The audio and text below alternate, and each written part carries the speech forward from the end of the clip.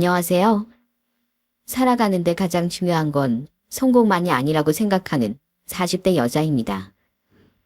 아무리 돈을 많이 벌고 명예를 가졌다고 한들 곁에 아무도 남아있지 않는다면 그 사람은 행복할까요? 살아가는 고충도 해내는 기쁨도 더는 나눌 사람이 없다면 그 삶은 굉장히 외롭고 고모해지게 되는 것 같아요. 그렇기에 사람은 항상 나를 사랑해주고 곁에 있어주는 누군가에게 감사하는 마음을 가져야 한다고 생각합니다. 그 중요한 사실을 망각해 결국 가족을 잃은 사람을 전 알고 있는데요. 그 사람은 바로 제 전 남편이에요. 가족의 소중함에 대해 망각했던 전 남편은 결국 저와 아이들이라는 가족을 잃게 됐죠. 씁쓸하지만 제가 전 남편을 떠나게 됐던 당시 일에 대해 지금부터 이야기를 시작해 볼게요. 저희 부모님은 서울에서 4시간가량 떨어진 지방에서 과수원을 운영하셨습니다. 그 규모가 제법 컸기에 저와 남동생은 부자는 아니어도 모자라진 않게 자랐어요. 그런 부모님 아래에서 열심히 공부해 대학을 졸업한 전 부모님의 과수원을 물려받은 동생과 달리 서울의 한 회사에 취업했습니다. 그리고 사회초년생 때 소개로 만난 남편과 연애를 하다 20대 중반에 결혼을 하게 됐어요. 집안 형편도 어렵고 직업도 보잘것없는 날 믿고 결혼해줘서 정말 고마워 지훈아. 남편은 당시 이제 막 9급에 붙은 공무원이었습니다. 그때만 해도 남편은 참 성실하고 착한 사람이었어요. 그랬기에 전 남편의 공시 뒷바라지도 몸을 사리지 않고 해줬던 거죠. 결혼 당시 형편이 어려웠던 시부모님은 우리에게 500만 원을 건네며 미안해하셨어요. 액수보단 우리를 위해주는 그 마음이 감사해 저는 시부모님의 손을 잡고 진심으로 감사하다는 말을 건넸습니다. 그리고 얼마 뒤 친정 부모님께선 무려 5천만 원을 저희에게 지원해 주셨어요. 너무 감사한 나머지 남편은 저희 부모님께 큰절까지 하더라고요. 감사합니다 장모님 장인어른. 이 은혜 제가 언젠가 꼭 갚겠습니다. 부모가 자식을 도와주는데 무슨 은혜를 갚나. 그저 앞으로 우리 딸 언젠간 태어날 손주들한테만 잘하면서 살면 되지. 나중에 말씀하시길 저희 부모님은 남편이 참 안쓰럽고 한편으론 기특하셨다고 해요. 때문에 가난하게 자란 남편의 고됨을 덜어주려 그렇게 큰 돈을 지원해 주신 거라고 하더라고요. 부모님은 다 같이 술을 한잔할 때 무심코 그 이야기를 꺼내셨는데 그때 남편은 아버지의 손을 잡고 눈물을 글썽였습니다. 전 진짜 복받은 놈이에요. 이렇게 천사 같은 아내를 만난 것도 모자라 이렇게 좋은 장인 장모님까지 만났으니까요. 그걸로 끝이 아니라 저희 부모님은 남편에게 정말 잘해주셨습니다. 남편이 한 계단 한 계단 승진을 할 때면 서울까지 찾아와 비싼 잠을 사주시기도 하고 남자라면 비싼 정장이 한 벌쯤은 있어야 한다며 맞춤 정장부터 맞춤 구두, 넥타이까지 풀세트로 뽑아주시기도 했죠. 장인어른, 이건 너무 비싼데요. 하나도 안 비싸. 그리고 남자라면 이렇게 체면을 차려야 할 자리도 분명 있는 거야. 아이고 우리 사위 이렇게 입혀놓으니까 또 헌칠하구만. 감사합니다 장인어른. 저 꼭 이 옷이 어울리는 성공한 사람이 되겠습니다. 남편은 그런 저희 부모님을 좋아하며 친정에도 잘하려고 노력했습니다. 그리고 저 또한 실에게 굉장히 잘하려 마찬가지로 노력했어요. 물론 형편 때문에 시부모님이 우리에게 뭔가 많은 것을 해주시지 못했습니다. 하지만 절 귀하게 여겨주려 하시는 그 마음에 대한 감사함과 힘들게 사신 시부모님에 대한 안쓰러움만으로도 제가 시댁에 잘하려고 했던 이유는 충분했어요. 어머님 받으세요. 얼마 안 되지만 두부 맛있는 거 사드시라고 조금 챙겨 넣었어요. 아유 무슨 이런 용돈을 줘. 아니 얼마 안 된다더니 너무 많잖아. 그냥 가져가거라. 네 친정이 좀 여유롭다 뿐이지 너랑 재현이는 아끼고 아끼면서 사는 처지잖아. 열심히 아끼고 있으니까 걱정 마세요. 저번에 어머님이 열무김치 담아주셨잖아요. 이거 그 열무값이에요. 맛이 너무 훌륭해서 그거 공짜로 먹기가 죄송하더라고요. 아버님, 독감으로 입원까지 하셨던 분이 왜 더 안 쉬시고 빨리 일터에 복귀를 하셨어요. 아휴, 이 며느리 속상하게. 아이고, 네가 아도 유난을 떨고 걱정을 해줘서 병도 무서워서 싹 달아났다. A씨 애비 아프다고 휴가까지 써서 내려와서 간병해주는 며느리가 세상에 어디 있니? 네 덕분에 내가 친구들 사이에서 고개가 아주 빳빳해졌어. 다들 나를 엄청 부러워해. 아주 효부가 들어왔다고 말이야. 내 쉬엄쉬엄 일할 테니까 아무 걱정 말거라. 또 아팠다가 너한테 무슨 잔소리를 들으라고? 저 듣기 좋으라고 괜히 더 좋게 말씀해 주시는 거죠? 아무튼 약속하셨어요. 쉬엄쉬엄 일하시기로. 저번에 제가 사다 드린 보약도 꼭 빼먹지 말고 매일 드시고요. 저는 시부모님께서 부담스럽지 않게 이 핑계 저 핑계를 대며 용돈도 챙겨드리고 선물도 사드렸어요. 시부모님이 아프실 땐 그런 일엔 좀 둔했던 남편을 대신해 더욱 두 분을 살뜰히 챙겨드렸죠. 남편의 첫째 동생인 퀸 시누인 저희가 결혼한 다음에 곧장 시댁에서 먼 지역으로 시집을 갔고 철없는 막내 시누이가 두 분을 챙길 리는 만무했으니까요. 시부모님과 남편은 그런 저에게 참 고마워했습니다. 그 마음만으로도 충분히 보람이 차오르더라고요. 여보, 능력 없는 남편 만나서 당신이 참 고생이 많아. 늘 고맙고 미안해. 별소리를 다 한다. 이렇게 다정하고 착한 남편이 세상에 또 어디 있겠어. 난 당신 지금 이대로가 최고로 좋아. 그러니까 고맙다는 좋지만 미안은 하지 마. 결혼 초만 해도 저와 남편의 사이 또한 굉장히 좋았습니다. 남편은 결혼 당시만 해도 실수령액이 채 130만 원이 안 되던 자신의 월급에 대해 미안해했어요. 당시만 해도 제가 남편보다 더 잘 벌었으니 남자로서 자존심도 상했던 거죠. 하지만 저는 신경 쓰지 말라며 그런 남편에게 웃어 보이곤 했습니다. 돈을 더 벌어오는 것보다 저와 훗날 태어난 아들, 딸에게 잘하려고 노력하던 남편의 다정함이 훨씬 가치 있다고 생각했거든요. 우와, 당신 정말 대단하다. 어떻게 우리 월급을 굴려서 그 큰 돈을 만들었어? 난 진짜 결혼 안 한 기가 막히게 잘한 놈이야. 고마워, 여보. 그동안 고생 많았어. 저는 남편이 제게 미안해하는 모습이 보기 싫었습니다.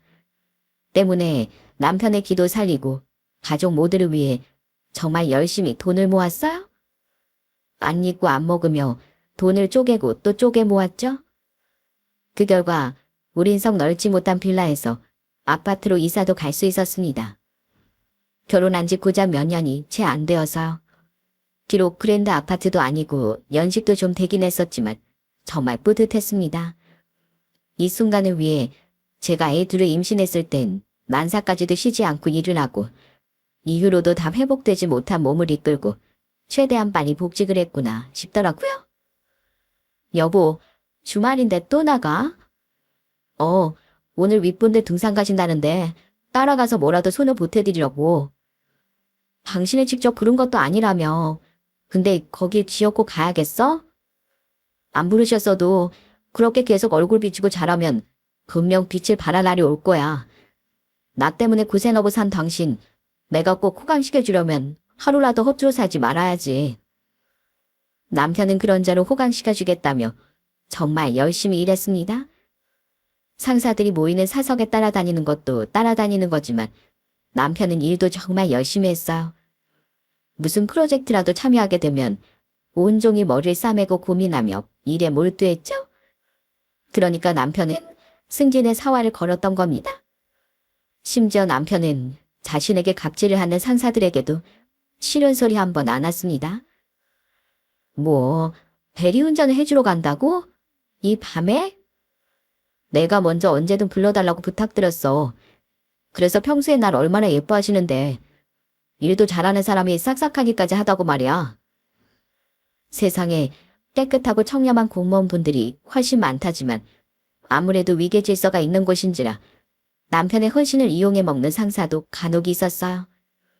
하지만 이 모든 것이 기회로 향하는 발판이라며 남편은 굴하지 않고 열과성을 다했죠. 남편은 자신의 안쓰러워하는 제게 이렇게 말하곤 했죠. 기회는 누구에게나 오는 거지만 그 기회를 누구나 잡을 수 있는 건 아니야. 난 꼭 성공해서 집안을 일으킬 거야. 나한테 그럴 만한 능력과 자격이 있어. 그런데 문제는 그 성공욕이 점차 가족에게서 남편을 빼앗아가기 시작했다는 겁니다. 남편은 해가 지날수록 저와 아이들에겐 관심조차 없어졌고 애들이 칭얼대기라도 하면 버럭 화까지 냈어. 아빠, 이번 주말엔 우리랑 캠핑 같은 데 가주시면 안 돼요? 다른 애들은 다 아빠랑 주말에 놀러 다닌단 말이에요. 아이 시끄러워. 니지 지금 누구 덕분에 먹을 거 입을 거 걱정 안 하고 살고 있는지 몰라? 다 이 아빠가 주말도 없이 아등바등 노력한 덕분이야. 나 어릴 땐 밥 한 공기에 부모님 눈치 보고 그랬다고. 복 받은 줄도 모르고. 놀러 가긴 어딜 놀러 가. 당장 들어가 공부해. 공부만이 너희들 인생을 성공시켜 줄 수 있는 거야. 당신 애들 이렇게 철없게 키울 거야? 왜 괜히 나랑 애들한테는 아니야. 당신이 애들이랑 제대로 놀아준 게 언젠지 딱 기억도 안 나. 그리고 돈은 뭐 당신 혼자 벌어. 나도 벌어. 그래도 난 당신이 바빠 보이니까 아무 소리 않고 혼자 집안일에 애들까지 다 돌보잖아. 그런 나한테 고마워하지 못할 망정. 뭐 애들을 이렇게 키울 거냐고? 우리 애들이 뭐가 어때서? 애들한테 다정한 말을 한마디도 안 해주는 주제. 맨날 보기만 하면 공부해라. 들어가라. 당신 이렇게 소리만 지르잖아. 당신이야말로 애들한테 애정을 좀 가져. 나만큼 바쁘고 열심히 사는 사람 있으면 나와보라 그래. 당신 좀 있으면 사모님 소리도 듣고 살 텐데 그럼 나한테 고마워해야 하는 거 아니야? 과수원 집 딸을 내가 무려 사모님으로 만들어주는데 남편한테 이런 취급이나 받고 있는데 다른 사람이 사모님이라고 해주는 게 무슨 소용이야? 아이 됐어. 애들이랑 안 놀아줄 거면 말지. 오랜만에 일찍 들어와서 왜 짜증이야? 남편은 자신의 일에 관련된 일이 아니면 뭐든 하찮게 여겼습니다. 남편이 처음부터 그랬던 건 물론 아니었어요. 남편은 처음엔 일도 열심히 했지만 가족과 시간을 보내는 날도 많았죠. 그런데 성과와 능력을 인정받아 초반에 빠른 승진을 경험하자 그때부터 남편 안에 있던 욕심이 마구 몸집을 굴리기 시작한 거예요. 평생 가난하게 살았던 남편에게 불이 붙기 시작한 자신감은 사회적 계급을 한 계단 올라갈 수 있다는 희망이 됐던 겁니다. 그래도 거기까진 이해했는데 남편의 행동이 갈수록 거만해졌으니 그게 문제였던 거예요. 너희들 이리 와봐. 너희 요새 학교에서 몇 등 해? 뭐? 반에서 중간은 간다고. 아니, 이은재 언니 자식들이 고작 중간? 너희 아버지가 공부 열심히 하라고 했어 안 했어? 저희 그래도 노력한 거예요 아버지. 뭐? 결과가 형편없으니까 이 아버지가 혼을 내는 거지. 어디서 말 대답이야? 이 아버지가 해주고 다 해줬으면 니들도 나중에 성공한 사람이 돼서 이 아비 길을 살려줘야지. 안 되겠다. 니들 오늘부터 밥 한 공기씩 적게 먹어. 배가 고파 봐야 니들 코피 터져가면 공부를 할 거 아니야. 여보, 애들이 노력했다잖아. 그리고 요즘 시대가 어떤 시대인데 뜻도 없는 공부 좀 못한다고 밥을 주려? 진짜 내가 애들 앞에서 화를 안 내려고 해도 그럴 수가 없어. 이건 애들 정세 못할 짓을 하는 거야. 정신 좀 차려. 게다가 우리 애들 고작 초등학생이라고. 당신이야말로 왜 사사건건 내 말이 시비야? 나와봐. 고작 말단 공무로 시작한 내가 어디까지 올라왔는지. 그것도 남들은 여지가 아래에서 미적대고 있을 기간에 난 초고속 승진을 이어왔어. 이게 다 수단 방법 안 가리고 열심히 한 덕분이잖아. 그럼 얘들도 내 자식인데 당연히 날 본받아서 나처럼 살아야지. 애들은 당신 부속품이 아니야. 애들도 스스로 자기 인생에 대해 고찰하고 나아갈 권리가 있어. 당신 왜 이렇게 거만하고 교만해졌어? 물론 당신이 대단한 건 인정하지만 그게 애들을 괴롭힐 수 있는 정당한 이유는 못 돼. 남편은 무조건 자기 말이 맞다고만 우기는 벽창호가 되어갔어? 저는 그런 남편에게서 애들을 감싸려 귀를 쓰고 싸웠죠. 물론 남편이 대단한 건 인정했어요. 남편은 말 그대로 정말 초고속 승진을 이어갔고 크게 세운 성과와 공로를 인정받아 한 번은 그 어렵다는 특별 승진을 하기도 했거든요. 그렇게 한 급 한 급 계급이 올라갈 때마다 남편의 기고만장은 하늘을 찔러갔던 거죠. 그에 따라 승진 소식을 전하던 남편의 말투도 점점 거만해져 갔습니다. 여보, 나 8급으로 승진했어. 이게 다 당신 덕분이야. 여보, 나 7급으로 승진했어. 기념으로 다 같이 외식할까? 여보, 나 6급 됐어. 아, 진짜 나처럼 잘난 사람은 숨겨지질 않는다니까. 멍청한 동기는 아직도 저 밑바닥에 있는데 다들 왜 나처럼 노력을 안 하고 사는 거야? 시간이 흘러 남편은 남들은 입을 틀어막을 정도로 놀라운 짧은 기간 만에 5급까지 승진했습니다. 그때 어깨가 하늘까지 치솟은 남편은 그때부터 정치에 대한 꿈까지 꾸기 시작하더라고요. 여보, 나 이제 5급 공무원이야. 아무리 생각해도 나 같은 뛰어난 인재는 이대로 고인물에 있으면 안 될 것 같아. 축하해. 그렇게 열심히 하더니 당신 정말 대단하다. 당신 노력과 집념을 정말 인정해.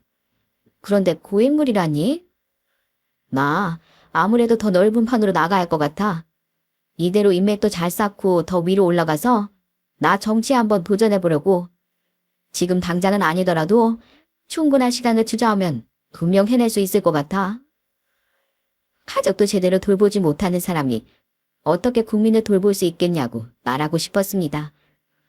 하지만 큰 꿈에 부풀어 있는 데다 승진 소식에 기뻐하고 있던 남편에게 그런 초를 치긴 힘들더라고요.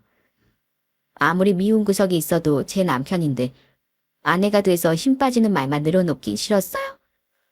애들 문제에 관해선 물러설 수 없었지만 평소엔 최대한 남편을 존중해주고 싶었죠. 그랬기에 집안일도 육아도 계속해서 군소리 없이 혼자서 해나가며 시댁도 잘 챙겼던 거예요. 여보, 나 차 좀 새로 뽑아야겠어. 정장도 새로 사고. 요즘 고위직에 있는 윗분들도 자주 만나고 지역 경제인들과도 볼 일이 많은데 나도 체면을 좀 차려야 하지 않겠어? 곧 정치까지 할 사람인데 품위를 지켜야지. 진짜 중력 많은 정치인은 항상 검소하고 겸손해야 하는 법이야. 진짜 정치를 하고 싶으면 그런 허세 말고 겸손부터 배우는 게 좋지 않겠어? 이래서 뭘 모르는 사람들하고 말이 안 통한다니까. 겉모습이 후줄근한 사람한테 난다긴다 하는 사람들이 곁을 내어줄 것 같아? 사람은 다 끼리끼리 모이고 싶어 하는 거야. 그러니까 내가 그 사람들처럼 수준을 높여야 그 사람들을 인맥으로 만들 수 있는 거라고. 이 바닥은 결국 인맥 싸움이야. 아, 윗분들 말씀 들어보면 높은 분들 딸이나 부잣집 딸을 아내를 들여서 집에서 말도 잘 통한다는데. 뭐? 지금 그거 나 들으라고 한 말이야? 뭐 나랑 대화가 안 통한다 이거야. 말이 그렇다는 거지 말이. 솔직히 따지고 말해서 처가가 잘 살았으면 내가 조금이라도 더 빨리 정치계에 입문할 수 있지 않았겠어? 당신 부모님 사정이나 생각하고 그런 말해. 우리 결혼할 때 당신 집에서 500만 원 해줄 때 우리 집에서 5천만 원 해준 거 잊었어?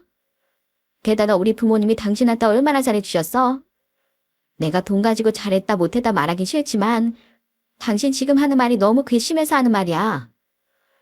우리 부모님은 비록 돈은 없으시지만 나한테 좋은 머리와 집념 넘치는 성격을 물려주셨잖아.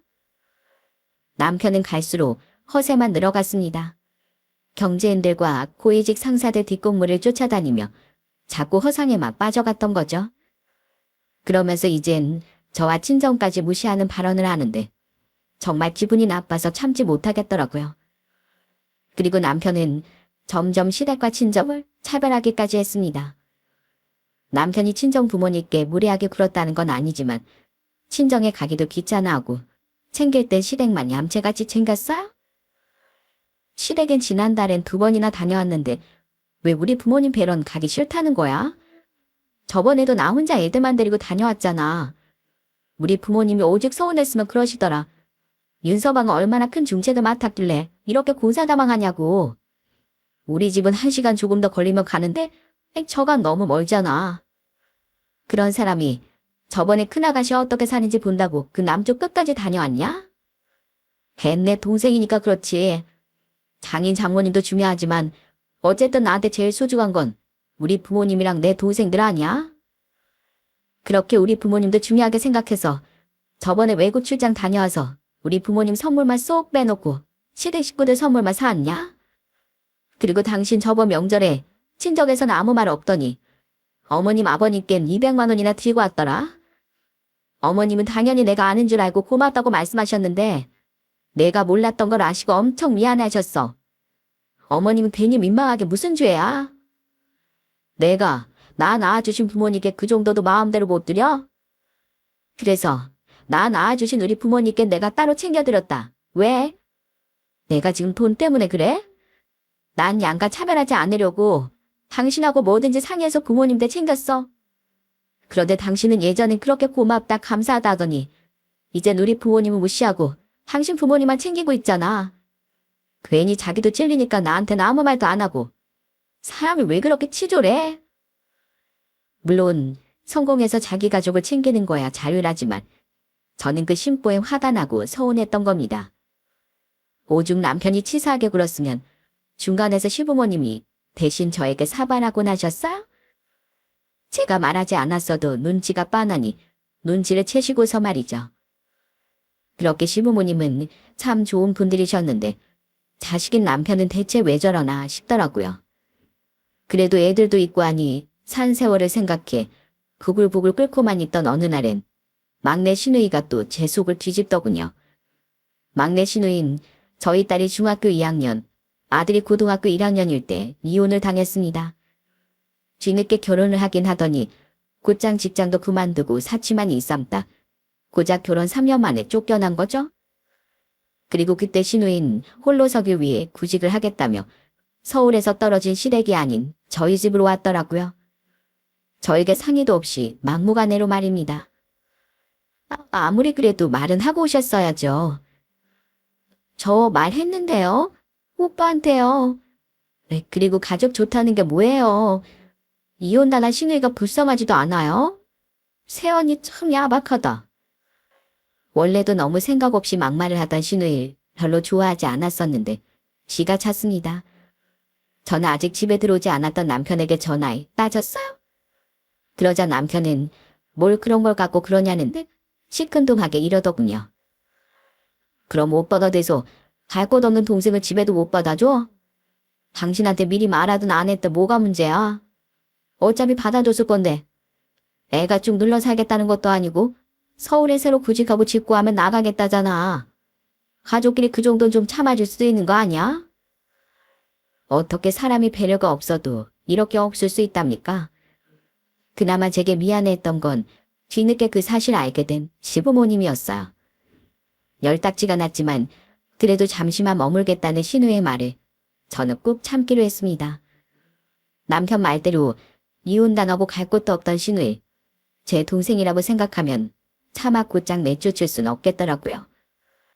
그리고 금세 나가겠다던 시누인 구직은커녕 아르바이트도 한번 하지 않고 집안일조차 거둘 생각도 없이 무려 3개월을 놀고 먹었어요? 당신 또 아가씨한테 용돈 줬어? 내가 사고 싶은 게 있대서. 그 용돈이 아까운 게 아니라 당신이 그렇게 자꾸 돈을 주니까 아가씨가 취업할 생각을 안 하잖아. 알아서 하겠지. 그리고 당신 혹시라도 내 동생한테 집안일 하라거나 음식 축내는 걸로 눈치 줄 생각 절대 하지 마. 아무리 못나도 윤지연이 동생인데 내가 사모님 소리 듣게 해줬으면 내 동생 정도 챙겨줄 수 있잖아. 그놈의 사모님. 난 그딴 소리 필요 없다고. 그리고 며느리가 무슨 죄인이야? 나도 일하느라 힘든데 왜 당신하고 애들 수발도 모자라서 아가씨 수발까지 들어야 돼? 아가씨 하다못해 입던 속옷까지 뒤집어서 내놓더라. 우리 아들도 보는데 창피한 줄도 모르고. 내가 남의 편이랑 결혼한 건지 웬수랑 결혼한 건지. 길다면 긴 3개월이나 그런 얄미운 시누이를 참아줬던 건 저에게 미안해하던 시부모님도 있었지만 시누이가 같은 여자였기 때문이었어요. 그래, 아무리 자기 잘못으로 이혼했다고 한들 상심이 컸겠지. 구직이고 뭐고 마음 추스를 시간은 필요하겠지 하고 애써 시누이를 이해하려고 했던 거죠. 양말이나 옷을 아무데나 벗어놓고 빨아달라고 해도 다 차려놓은 밥상에 앉아 밥만 쏙 먹고 일어나며 오늘 국이 짰네, 내가 좋아하는 반찬이 없네 해도 말입니다. 하지만 3개월이 지난 제 생일날 제 인내심은 바닥이 나고 말았어요. 엄마, 뭐야, 우리 딸 왜 울어? 오늘 엄마 생일이어서 내가 유명한 케이크 가게 예약해서 엄마 케이크 사왔었거든. 나름 4만 원이 나는 비싼 케이크인데 그거 고모도 혼자 다 먹어버렸어. 내가 엄마 기다리면서 잠깐 공부하고 있던 사이에. 어머니, 고모가 제가 어머니 드리려고 사온 립스틱도 먼저 개봉해서 발라보셨더라고요. 진짜 고모 언제 나가시는 거예요? 맨날 밥 같이 먹을 때도 고기 반찬만 쏙쏙 골라가고 예슬이가 제일 아끼는 티셔츠도 멋대로 잠옷으로 입고 다니고 진짜 저희 너무 스트레스 받아요. 야근 후에 집에 돌아와 보니 딸이 눈물을 뚝뚝 흘리고 있더군요. 그러니까 신우인 아이들이 용돈을 모아 저를 위해 사온 케이크를 혼자 다 먹어치우고 제 선물도 멋대로 개봉해서 사용까지 했던 거예요. 그때 애들은 자신들의 고모에 대한 불만을 강하게 터뜨렸습니다. 그리고 입을 삐죽 내밀던 신우의 말에 저는 냅다 소리를 지르고 말았어요. 참, 야, 애 없는 나 서러워서 살겠냐? 어차피 그 케이크 다 같이 나눠 먹으려고 산 거잖아. 나도 니들 가족인데 맛있어서 좀 다 먹은 거 가지고 무슨 사람을 죄인으로 만들어. 치사하게? 그리고 립스틱이야. 어차피 개봉해 봐서 예쁘면 나도 비하 쓰고 할 텐데 먼저 뜯어본 게 뭐 그렇게 잘못이야? 오빠 애들 진짜 너무하다. 그래, 민성이 예슬이 가족끼리 그렇게 치사하게 구는 거 아니야. 니들 엄마 생일 그게 뭐가 그렇게 중요하다고 이 난리야? 얼른 고모한테 사과드려. 사과 같은 소리 하네. 애들이 엄마 생각해서 사온 선물을 냅다 혼자 다 먹어버리고 뜯어버리는 게 고모라는 사람이 할 짓이야? 당신은 내 생일이라고 꽃 한 송이 안 사온 사람이 뭐? 생일 그게 뭐가 그렇게 중요하냐고? 그런 인간이 자기 생일은 대단한 윤지연이 탄신이라고 인당 15만 원이 넘는 식당 예약해서 시댁 식구들까지 죄다 데리고 가냐? 여보, 지금 애들하고 내 동생 보는데 나한테 소리 지르는 거야? 왜? 나도 입이 뚫렸는데 내 마음대로 소리도 못 질러?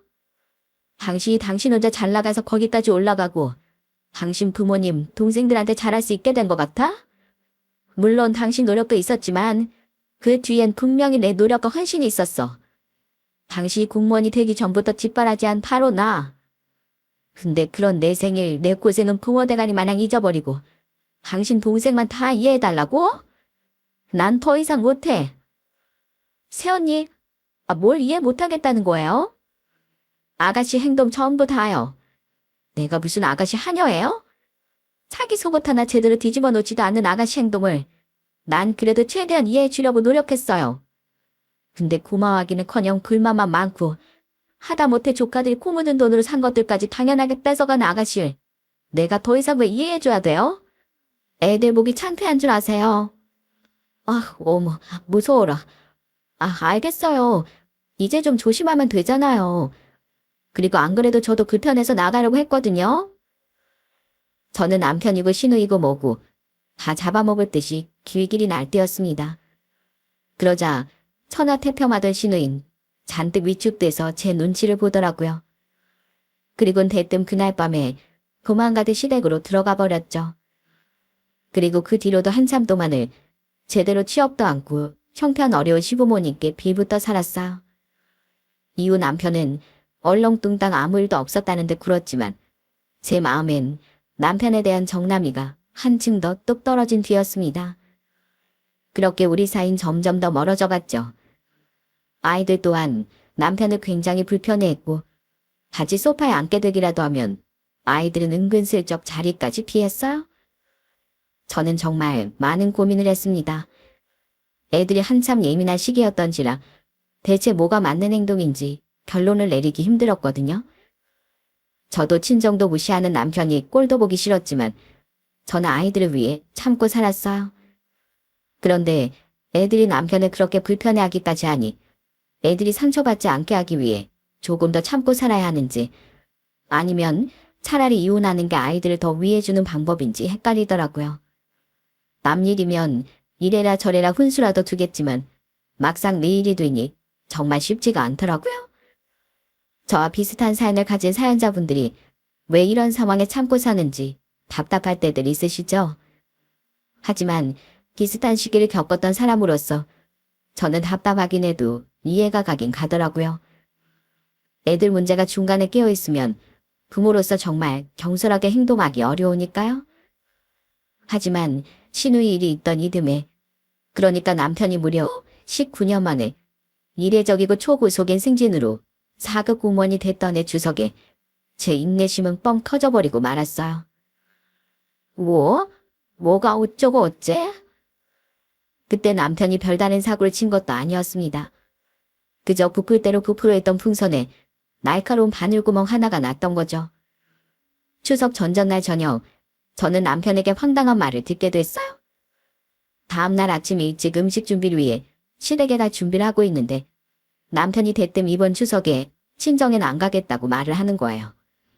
그리고는 황당해서 되묻는 제 말에 남편은 태연하게 대답했어요. 추석 당일에 나 지역 경제인들 좀 만나기로 했어. 그러니까 처간 당신 혼자가 애들도 데리고 가든가. 아니, 가뜩이나 친정인 귀찮다고 얼굴도 안 비추던 사람이 이젠 명절에도 안 가겠다고? 경제인데? 그 사람들은 가족도 없대? 민족 대명절인 추석을 안 샌대?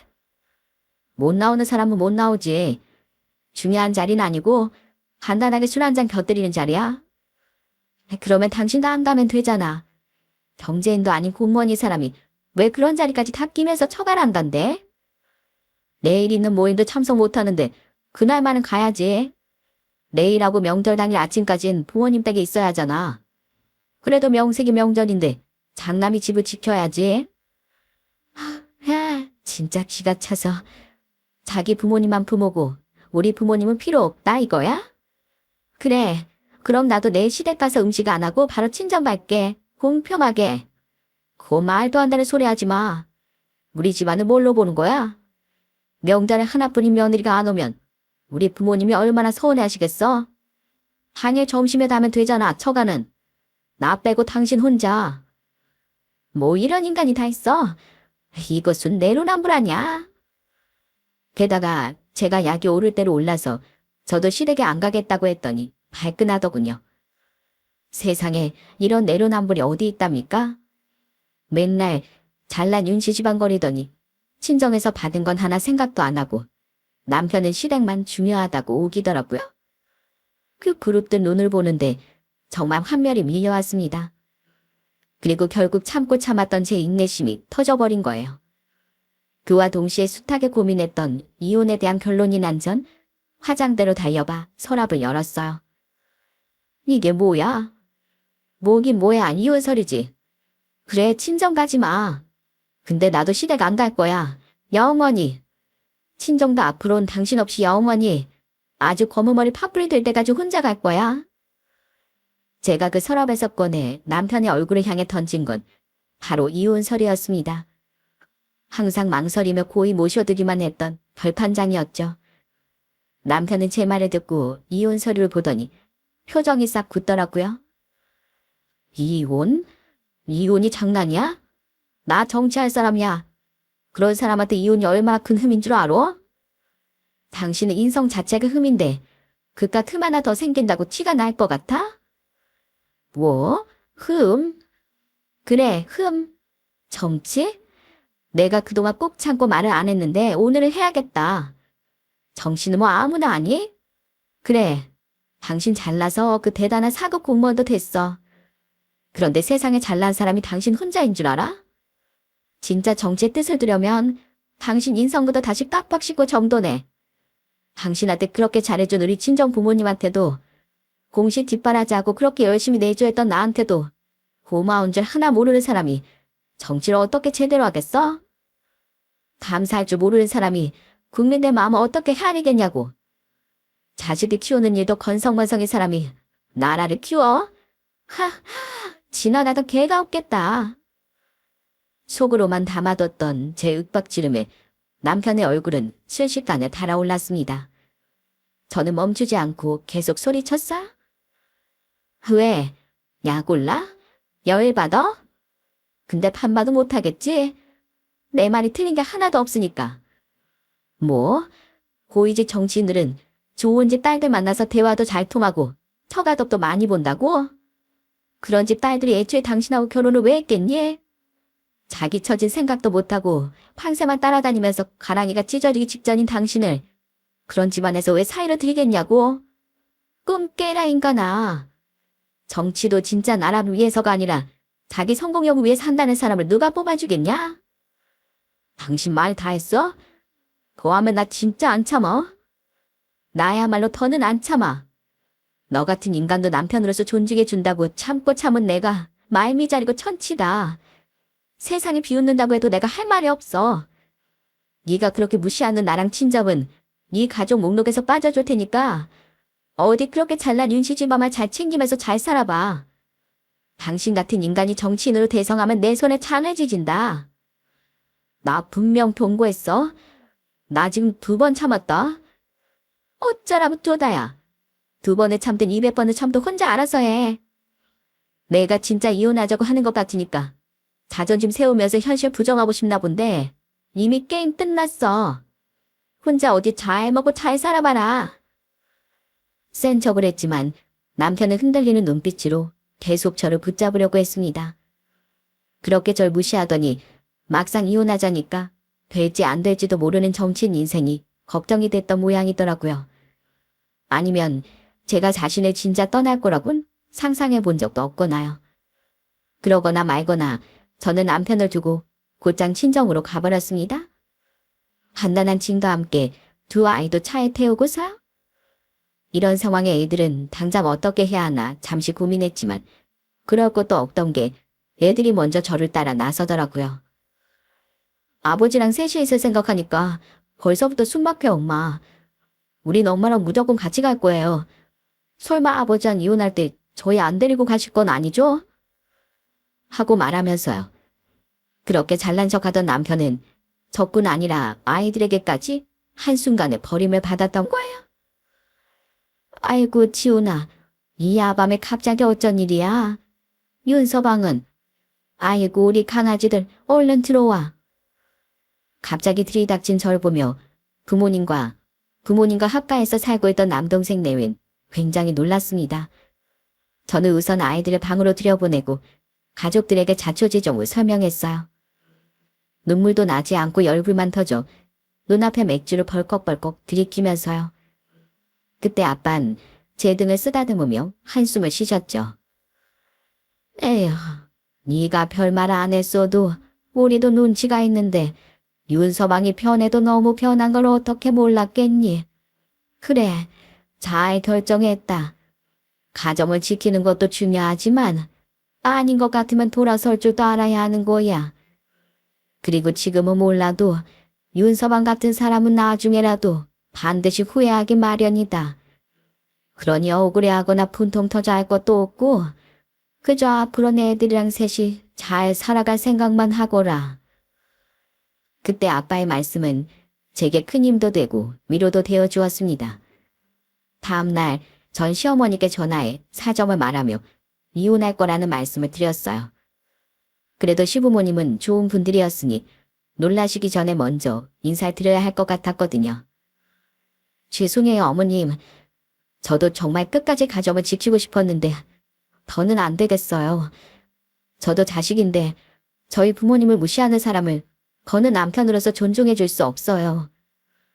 아이고, 재현이 그놈이 결국 이런 사달을 했구나. 애미 네가 우리한테 얼마나 지극정성이었는데 그놈이 누구 덕에 거기까지 올라갔는지도 모르고 내가 대신 사과하마 애미야. 미안하고 참 고마웠다. 잠시 뒤 혼자 시댁에 도착했는지 시어머니께 말을 전해드린 남편이 제게 전화를 걸었더군요. 그리곤 한심하게도 화를 냈죠. 당신, 난 그래도 어떻게 될지 모르니까 가족들한테는 아무 말 안 하려고 했는데 글쎄 그걸 지어코 말했어? 우리 부모님 놀라실 거 생각 못해? 이건 감히 우리 집안 무시한 행동이야. 뭘 어떻게 될지를 몰라. 얼마나 희망에 절어 있는 거야? 난 이혼할 거라고 분명 말했어. 그리고 난 당신 집이 아니라 당신을 무시하는 거거든? 당신의 집은 당신이랑 당신 막내 동생만 아니면 아주 훌륭한 집안이야. 당신 집안의 오게티는 바로 당신이라고 이 인간아. 잔말 말고 명절 끝나면 법원 갈 준비나 해. 아, 그래. 난 봐줄 만큼 봐줬는데 당신 뜻이 정 그렇다면 그래, 이혼해 줄게. 어디 나중에 TV에 나온 날 보고 엉엉 울면서 후회하지나 마. 당신아 후회하지 마. 전화해서 엉엉 울지도 말고.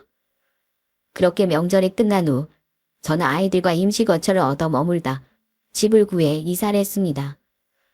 그리고 남편과 깔끔하게 재산 분할을 하고 양육권과 양육비도 받아내며 이혼을 했죠. 아이들이 저와 함께 살길 강력하게 원하기도 했기에 법원이 제 손을 들어줬거든요.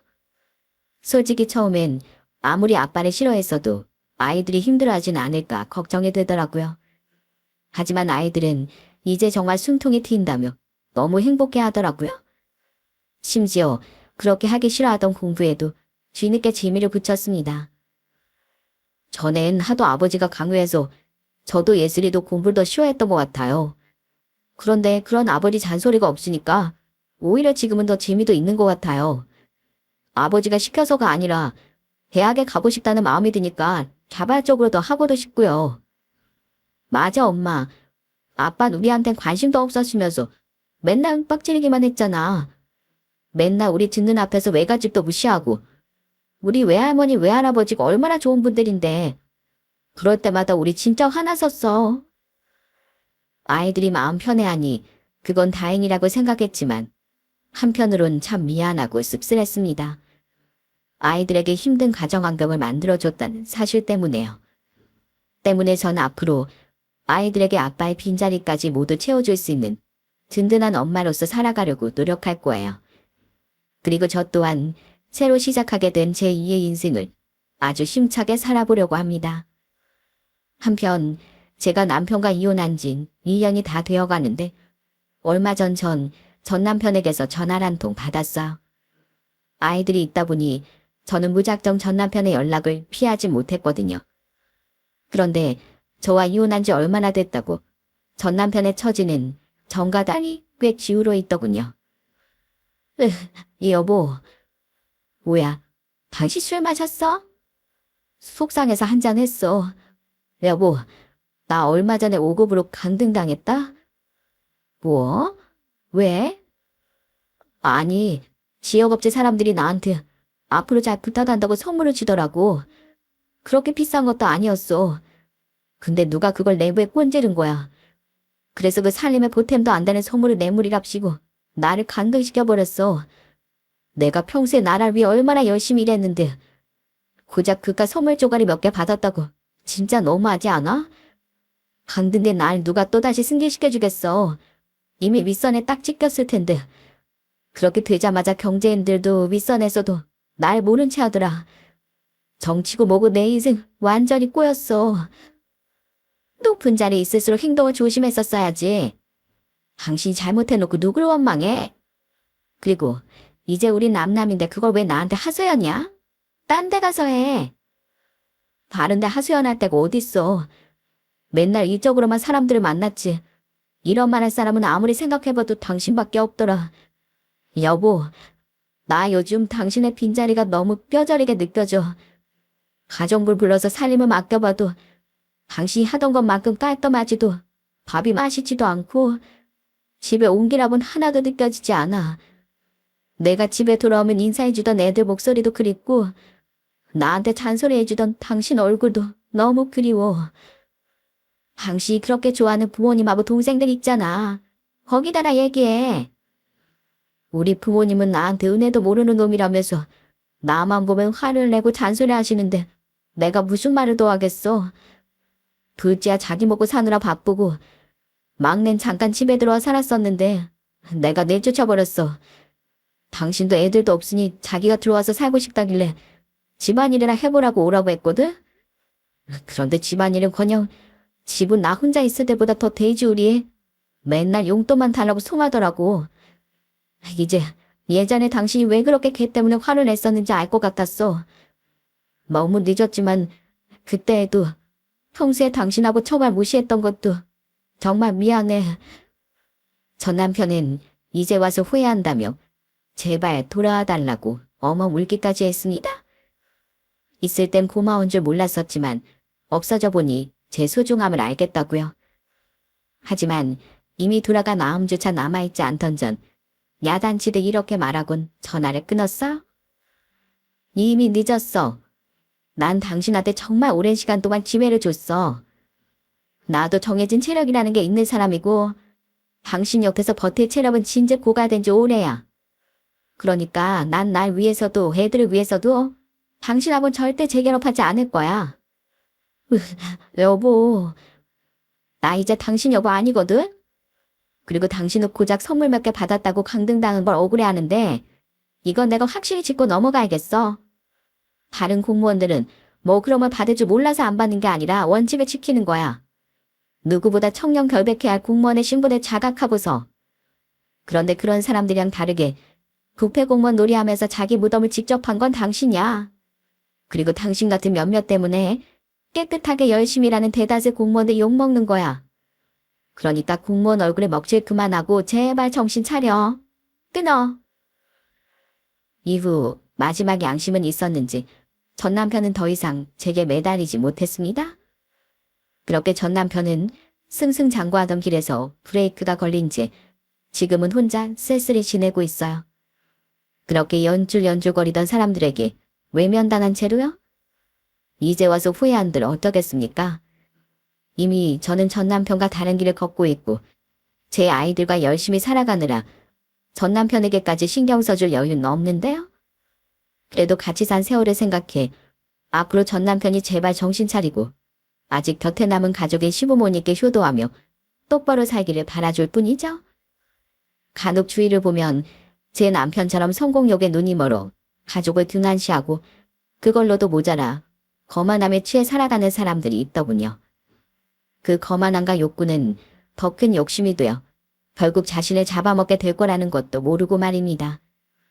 그리고 뒤늦게 뒤를 돌아보며 후회하게 됐을 때 그곳에 위로받을 한 사람의 가족이라도 있길 바란다면 제발 더 늦기 전에 가족에게만큼은 잘하라는 말을 하고 싶어요?